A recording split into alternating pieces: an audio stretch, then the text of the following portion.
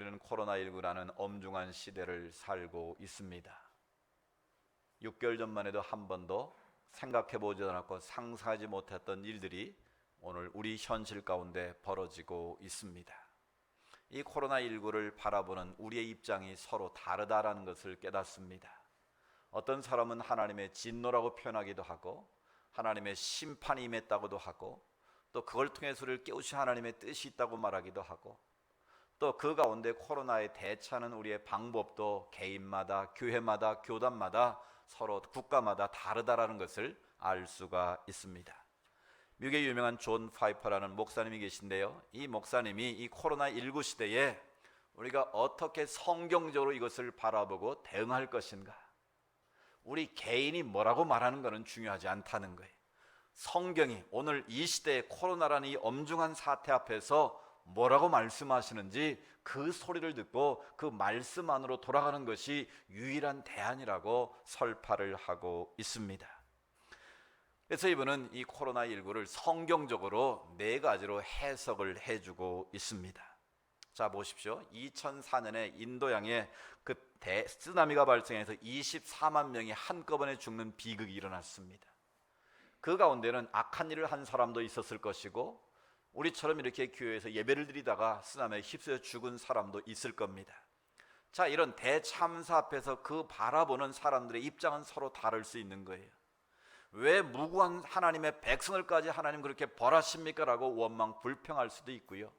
또 자기와 상관이 없는 사람들은 그 사이에 악한 놈들 하나님이 싹 쓸어가셔서 기분 좋다고 생각할 사람도 있을지도 모른다는 거예요. 그러니까 우리가 원튼 원치 않든 갑작스럽게 일어나는 재앙이나 이 재난 앞에서 그 문제를 우리가 성경적으로 어떻게 받아들이고 해석할 것인가가 중요하다라는 거예요. 그러니까 오늘 이 코로나19라는 사태 앞에서 우리가 성경적으로 어떻게 바라보고 이것을 해석해내느냐는 참으로 중요하다라는 거예요. 이런 재앙 속에서 재난 앞에서 우리는 4가지 입장을 가질 수 있다고 말하고 있습니다. 첫 번째, 인간의 부패와 타락의 결과로서의 재난이다라고 우리가 인식할 수 있다는 겁니다. 아담과 하와를 하나님이 창조하셔 에덴 동산에서 평화롭게 살도록 하셨는데 하나님의 약속을 어김으로 말미암아 죄가 들어오게 됐고 죄의 결과로 그들은 고통과 해산과 땀을 흘려야 되는 엄청난 벌을 받게 된 것이죠. 또 죽음이라는 벌을 우리에게 주신 것 아니겠습니까? 또 에덴에서 쫓겨나는 패러다이스 로스트를 경험할 수밖에 없었다라는 거예요. 결국 인간이 겪는 모든 재난과 재앙 속에는 뭐가 있다는 거예요? 인간의 부패와 타락이 그 안에 들어있다라는 거예요. 인간의 부패와 타락한 본성이 오늘 이런 재앙을 초래할 수 있다는 것을 성경적으로 우리가 볼 수 있는 눈이 있어야 한다는 거예요. 두 번째는 하나님이 주시는 은혜로서의 재난도 있다라는 거예요. 즉 모든 재난이나 재앙이 다 나쁜 것은 아니라는 거예요. 일례로 요한복음에 보면 날 때부터 맹인된 자에 대해서 제자들이 와서 묻습니다. 그 당시 관습에 의한 생각은 장애인으로 태어나거나 어떤 고난을 당하면 둘 중에 하나라고 여겼습니다. 자기 자신이 죄를 많이 지었거나 아니면 부모들이나 조상들의 죄가 이어져서 그런 고통을 받는다라고 여겼다는 거예요. 근데 예수님께서는 전혀 다른 해석을 하십니다.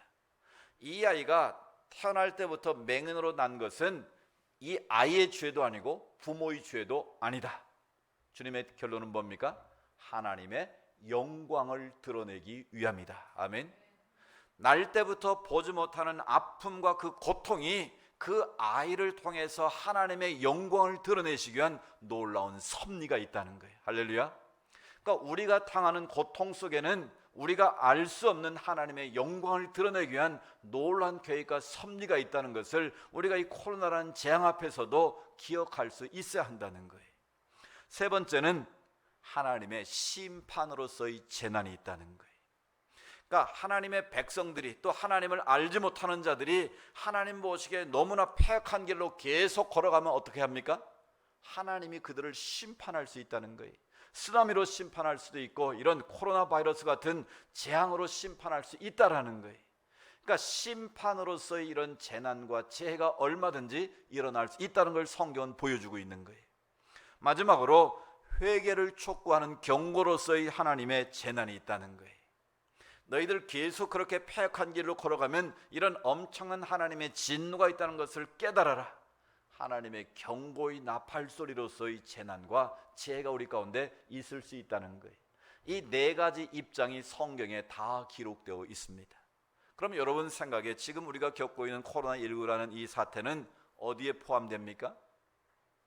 제가 이걸 쭉 비춰보니까 이 네 가지의 실은 다 포함된다고 볼 수 있어요.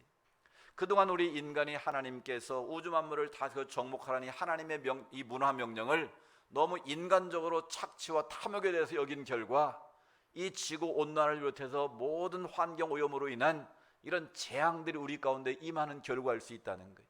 그리고 인간의 부패와 타락한 결과로 이런 일들이 우리 가운데 지금 벌어질 수 있다는 거예요.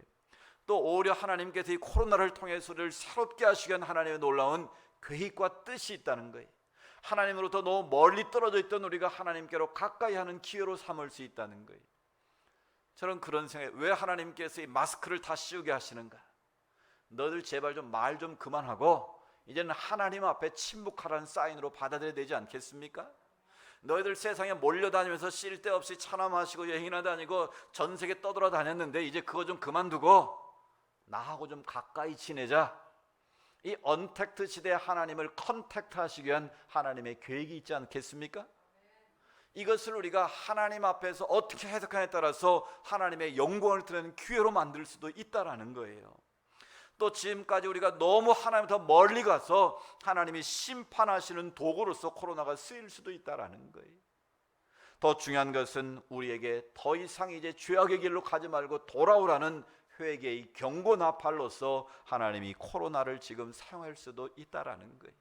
그 어떤 해석이든지 간에 이 성경이 우리에게 주시는 이 말씀을 근거로 해서 우리가 이 코로나를 대응하고 이 코로나 앞에서 우리가 어떻게 믿음을 지켜 살아야 될 것인가를 다시 한번 점검할 필요성이 있다는 거예요.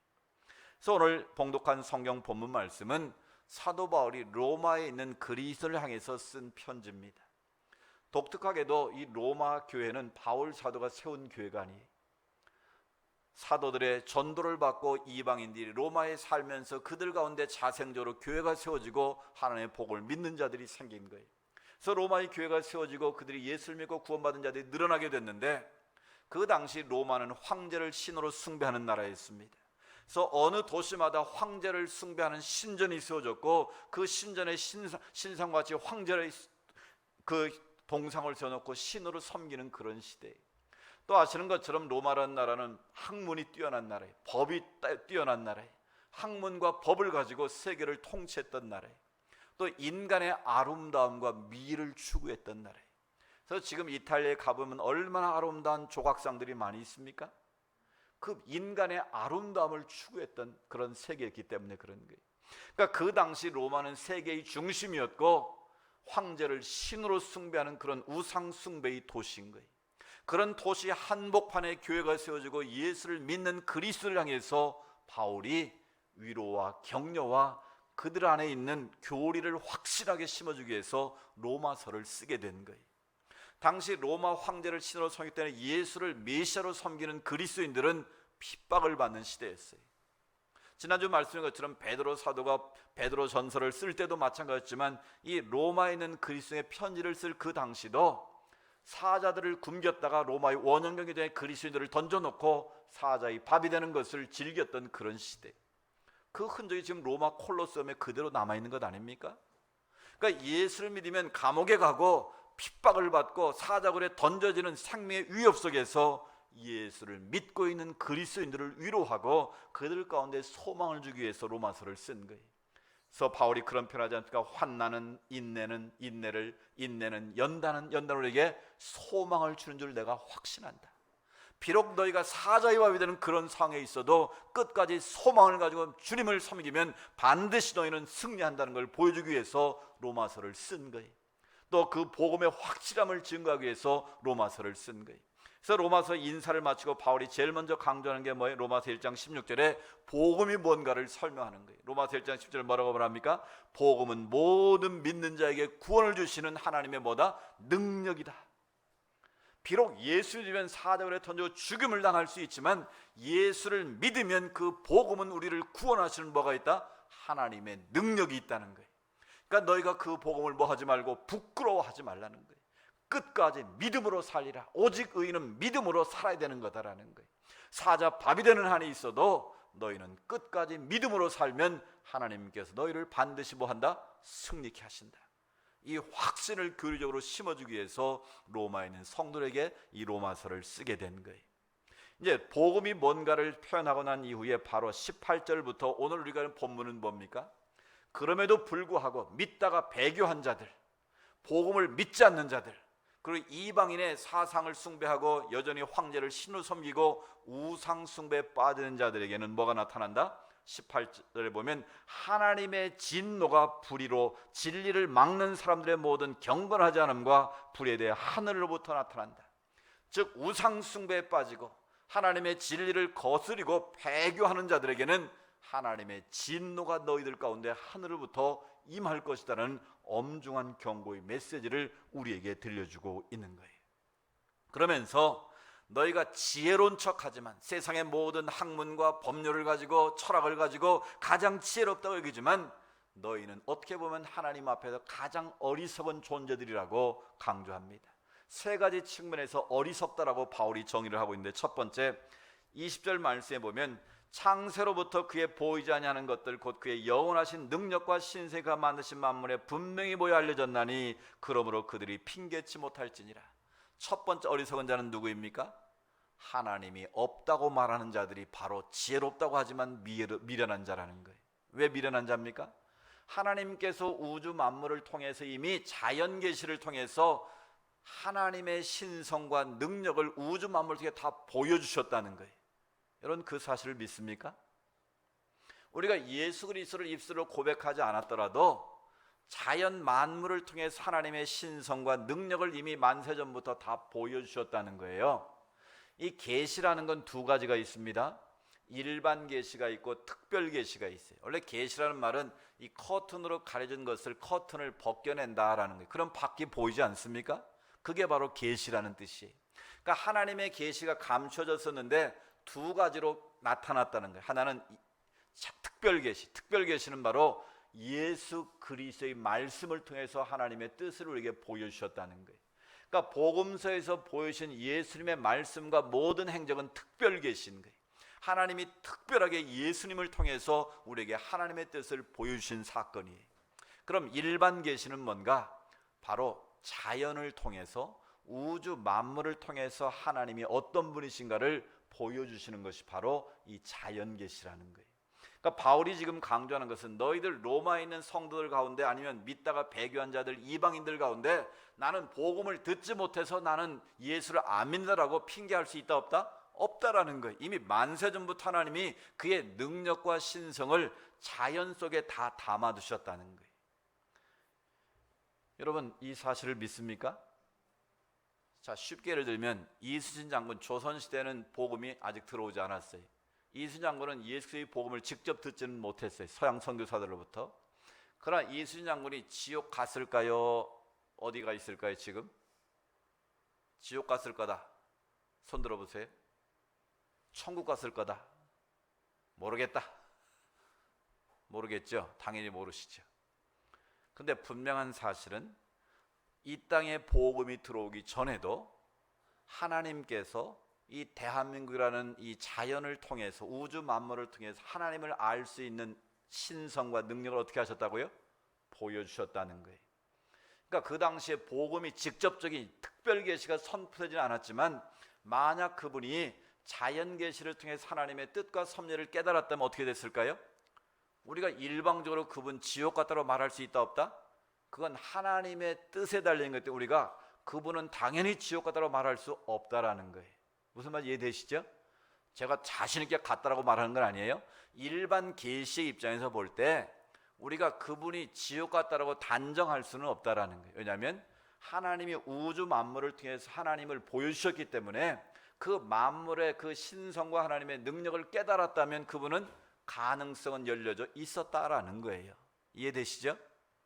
그러니까 예수 안 믿어도 구원받는 말이 절대 아니라는 거 다 이해하시죠? 그러니까 복음이 들어오기 이전에 특별 계시를 받기 전에는 자연 계시를 통해서도 하나님의 섭리가 드러나 있기 때문에 로마에 있는 너희들 복음을 내가 직접 못 들었다고 하나님 안 믿는다, 나 진노받을 이유가 없다고 말할 핑계할 이유가 없다라는 거예요. 그러니까 한마디로 말하면 누가 어리석은 자인가? 내가 하나님을 보지 못했다고, 하나님의 말씀을 듣지 못했다고 나는 지옥 갈 일 없다라고 주장하면 바로 어리석은 자라는 거예요.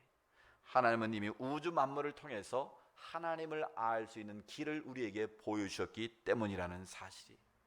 그러니까 내가 보지 못했다고, 내가 알지 못한다고 하나님이 없다라고 말하는 무신론자들만큼 어리석은 자는 없다라는 사실이. 두 번째, 어떤 사람이 어리석은 자인가? 21절에 보면 하나님을 알되, 알기는 알았어요, 듣기는 들었어요. 그런데 하나님을 영화롭게도 않고 감사하지도 않고 오히려 그 생각이 허망해서 미련한 마음이 어두워진 사람, 즉 하나님을 알았지만 하나님께 영광 돌리지도 않고 하나님의 은혜에 감사하지 않는 사람들은 다 뭐다? 어리석은 자라는 거예요. 오늘 이 시대를 향해 주시는 말씀이, 지금 특별계시를 하나님의 예수의 복음을 다 들은 시대에 우리는 살고 있어요. 대한민국에서 예수란 이름을 못 들어본 사람은 한 명도 없을 거예요. 제가 25년 전에 일본에 선교행을 다닐 때만 해도 길거리에 나가서 신주쿠나 동경 하라주쿠에 가서 너 예수 믿냐? 너 예수란을 들어봤냐? 그러면 10명 가운데 1명 정도밖에 예수라는 소리를 못 들어봤더라고요. 그러니까 그렇게 예수의 복음이 일본 땅에는 0.01%밖에 안 믿기 때문에 복음을 들어볼 기회가 없었던 거예요. 그러니까 바로 지금은 이제 훨씬 더 많은 사람들에서 복음을 일본 사람들 듣게 된 거예요. 그런데 하나님을 알긴 알았는데 하나님 앞에 예배를 드리지도 않고 하나님 앞에 감사하지도 않으면 그건 뭐다? 하나님 무엇이게 어리석고 미련한 자들이라는 거예요. 세 번째로 하나님을 거역하고 우상 숭배하는 자들이 바로 어리석은 자들입니다. 23절을 보십시오. 썩지 아니하는 하나님의 영광을 썩어질 사람과 새와 짐승과 기어다니는 동물 모양이 뭘로 바꿨어요? 우상으로 바꿨다는 거예요. 그러니까 바울이 로마에 있는 신상과 사람의 아름다운 조각상들을 바라보면서 하는 말이에요. 너희가 어떻게 하나님을 하나님으로 섬기지 않고 피조물을 하나님의 형상으로 만들어 그걸 섬기는 우상 숭배에 빠져 있느냐는 거예요. 바로 너희가 하나님을 믿지 않고 하나님을 알았으되 감사하지도 않고 영광 돌리지도 않고 또 하나님을 섬기자 우상 숭배하는 너희들이 바로 지혜로운 자 같지만 가장 미련하고 어리석은 자라고 그들을 책망하는 거예요. 바로 그런 자들에게 뭐가 임한다고? 18절에 하나님의 진노가 불의로 진리를 막는 자들에게 임한다는 거예요. 하나님의 진노의 손길이 너희 가운데 임할 수 있다는 걸 너희가 믿고 깨달으라는 지금 경고의 메시지를 들려주는 거예요. 그럼 하나님의 진노가 무엇일까요? 하나님의 진노는 다양하게 나타나는데요. 오늘 사도 바울은 24절, 20절, 28절 한번 보십시오. 하나님이 내버리시는 게 바로 내버려 두는 것이 가장 큰 하나님의 진노임을 강조합니다. 자, 보실까요? 보십시다. 24절. 그러므로 하나님께서 그들을 마음의 뭐대로? 정욕대로 더러움에 어떻게 하사? 내버려 두사 그들의 몸을 서로 욕되게 하셨다 그랬어요. 정욕에 빠져서 성적 타락에 빠져 살고 있는데 하나님 어떻게 하세요? 내버려 둔다는 거예요. 내버려 두면 어떻게 돼요? 계속 그게 죄인을 모르고 빠져들면 어떻게 될까요? 결국은 다 죽게 된다, 망하게 된다는 거예요. 또 26절을 보세요. 이 때문에 하나님께서 그들을 부끄러운 욕심에 어떻게 하사? 내버려 두셨으니. 그냥 하나님이 욕심대로 사는데 그대로 내버려 두신다는 거예요. 그냥 계속 욕심대로 너희들 살아라, 내버려 둔다는 거예요. 또 28절에 보면 하나님을 마음에 두기를 싫어하며 하나님께서 그들을 그 상실한 마음대로 내버려 두사. 그러니까 하나님 안 믿고 제멋대로 사는데 그냥 내버려 두신다는 거예요. 상실한 마음 내버려 두면 어떻게 될까요? 결국은 하나님의 진노가 그 위에 머물 수밖에 없다라는 거예요. 이런 하나님의 진노 가운데 가장 무서운 건 뭐다? 내버려 두는 거예요. 그걸 우리 삶 가운데 적용하면 이런 거예요. 자녀가 부모 말을 거역하고 계속 나쁜 짓을 해요. 불순종해. 그런 부모가 마지막 던지는 카드가 뭐예요? 그래? 너 네 맘대로 해. 이제 나 너하고 너 아무 상관 안 할 테니까 너 네 멋대로 살아봐. 나 이제 너 아무 말도 안 하고 아무 말도 안 할 거야. 네 맘대로 해. 이건 실은 가장 무서운 말 아닙니까? 하나님과 우리 사이의 관계도 마찬가지. 우리가 분명 하나님 보시기에 잘못된 길로 가고 있는데, 욕망의 길로, 죄악의 길로, 탐의 길로 걸어가고 있는데 하는 일이 잘 된다. 그건 잘 되는 게 아닌 거예요. 브레이크 고장난 차가 잘 달리면 어떻게 될까요? 대형 사고 나는 거예요. 마찬가지. 우리가 하나님 앞에 정욕대로 사는데, 욕심대로 욕망을 따라 사는데 아무 문제가 없다. 하나님이 나를 기뻐하시나 보다. 하나님이 나를 사랑하시나 보다. 착각이라는 거예요. 내가 알지 못하는 순간에 하나님의 진노가 임할 수 있다는 것을 깨달으라고 말씀하고 있는 거예요. 여러분 보십시오. 하나님께서 내버려 두니까, 그들이 정욕대로 내버려 두니까 어떻게 되는지 그 결과를 보십시오. 욕심대로 내버려 두니까 순리를 영리로 쓴다고 그래요. 남자가 남자를 사랑하고 여자가 여자를 사랑한다는 거예요. 27절 보십시오. 남자들도 순리대로 여자 쓰기를 버리고, 그러니까 남자가 여자를 사랑해야 되는데 남자가 남자와 더불어 부끄러운 일을 행하. 이게 뭐 하는 거예요? 이게 바로 오늘 말하는 동성애를 말하는 거예요. 남자와 여자가 사랑하는데 여자와 여자끼리 사고 남자와 남자끼리 사랑하는 부끄러운 일을 행하여 그릇 때문에 상단 보험을 그들 자신이 받았다. 이미 그걸 행하는 순간에 그들 자신의 몸에 보험을 받고 있다라는 거예요. 여러분 아까 광고 전에 말씀드린 이것이 우리가 이 동성애, 이 차별, 포괄차별을 막아야 될 가장 중요한 이유 중에 하나가 바로 여기 있는 거예요.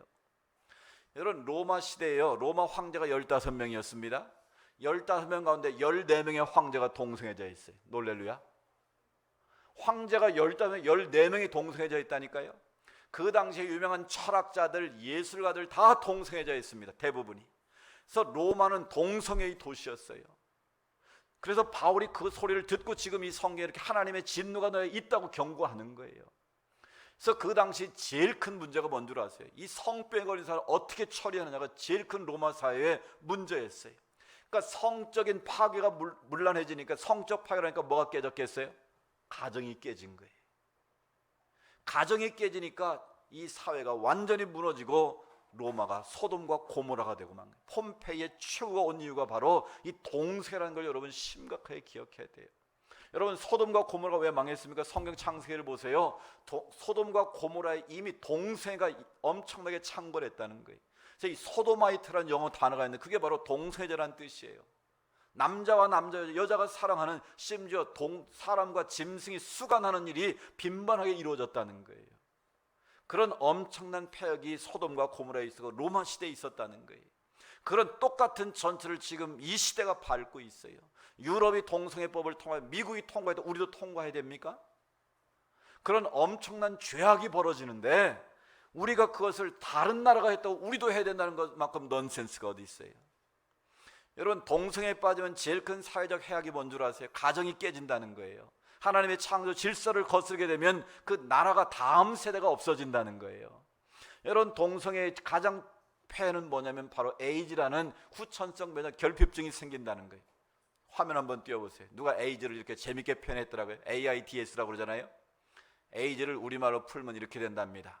A, 아이고, I, 이제, D, 다, S, 죽었다. 여러분 다 죽는 거예요. 뭐 항바이러스가 개발돼서 뭐 한다고 그러지만 여러분 동성애에 빠지면 필연적으로 이거는 에이즈에 걸릴 가능성이 높아지는 거예요. 지난번 뭐 이태원의 게이바에서 이 걸렸잖아요. 그런데 걔네들 인권을 보호하겠다고 게이 클럽 이름도 밝히지 않았어요. 근데 교회는 뭐 다녀가서 확진자만 나오면 막 벌떼같이 일어나서 난리 법석을 떠는 거예요. 왜 이런 시대 우리가 살아야 됩니까? 여러분 게이바에 사는 짓이 뭐겠어요 여러분? 제가 그 기사를 보고요, 이미 5년 전에 한 기자가 이태원의 게이클럽을 방문해서 실시간 그 리포트를 써놓은 게 있더라고요. 그걸 그 당시에 보도를 하려고 그랬는데 너무 충격이어서 편집국에서 그걸 봉쇄를 해서 내보내지를 못했어요. 근데 이번에 그걸 슬그머니 펴는 걸 봤는데요, 이건 차마 눈 뜨고 볼 수 없는 일들이 그들 가운데서 벌어지고 있는 거예요. 지금도 버젓이 그 일이 벌어지고 있어요. 그 나쁜 짓은 하지 말라고 그래도 알아서 하는 거예요. 그런데 그걸 어떻게 하겠다는 거예요? 나라에서 그 사람들을 성소수자니까 남자가 남자 사랑, 여자가 여자 사랑할 수 있는 거지, 성인지성이 그런데 그거 어떻게 하겠냐? 원래부터 그런 게 뭐가 있습니까?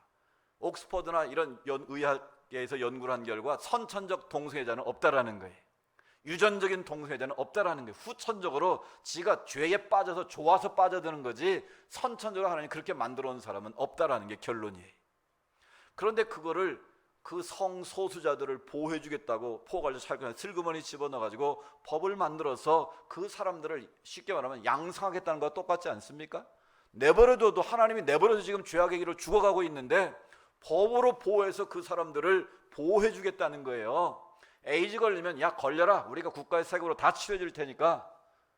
그런 제주도 에이즈 걸린 사람요 서울에서 치료받은 항공료까지 숙박권까지 다 정부가 대줍니다. 우리나라 에이즈 통계 발표를 안 해요. 웬일인지. 에이즈와 동성애 상관이 있다는 걸 연세대학교 얼마 전에 발표를 했어요. 그 발표도 어렵게 발표가 된 거예요. 왜 이걸 막습니까? 이 사회가 망하는 길인데 왜 그거를 막 발표도 못하게 막고 있고 왜 그것을 금하지 않냐? 금하는 게 아니라 법을 만들어서 보호해 주려고 애를 쓰냐는 거예요. 더 놀라운 사실, 서울시가요 9월 달에 퀴어 축제를 사회적 거리두기 조건으로 허락했다는 놀라운 뉴스입니다. 미친 짓 아닙니까 여러분? 이렇게 철저하게 마스크 쓰고 예배드리고 찬송도 크게 안 부르고 우리 이렇게 애를 쓰고 있는데, 밥도 못 먹고 있는데, 아니 그 동세자들이 퀴어 축제 미친 짓 하는 그것들을 시청 광장에 모여놓고 허락한다는 게 제정신이겠어요 여러분? 이런 시대에 우리가 살고 있는 거예요. 여러분, 하나님의 진노가 어디에 임해요? 이런 오늘 말씀에 있는 대로 하나님이 없다고 하고 또 하나님을 영화롭게도 하지 않고 감사하지도 않고 우상을 숭배하는 이 악한 세대를 하나님의 진노가 그들 가운데 임할 수 있다라는 거예요. 중요한 것은 뭡니까? 오늘 앞에 서두에 말한 것처럼 이 하나님의 진노 속에 담겨진 하나님의 사랑이 있다는 걸 또한 깨달아야 되는 거예요. 우리가 지은 죄로만 따지면 우리는 마땅히 이 세상을 떠나서야 될 사람들이, 그런데 그 진노 속에 담겨진 하나님의 사랑이 있기 때문에 오늘 여기까지 그래도 봐준 것 아니겠어요? 이 대한민국을 이만큼 봐주신 거 아니겠어요? 우리 교회를 우리 자녀 이만큼 봐주신 것 아니겠습니까? 그렇다면 이제는 우리가 이 마지막 때임을 알고 하나님 앞에서 우리의 사명을 자각해야 되는 거예요.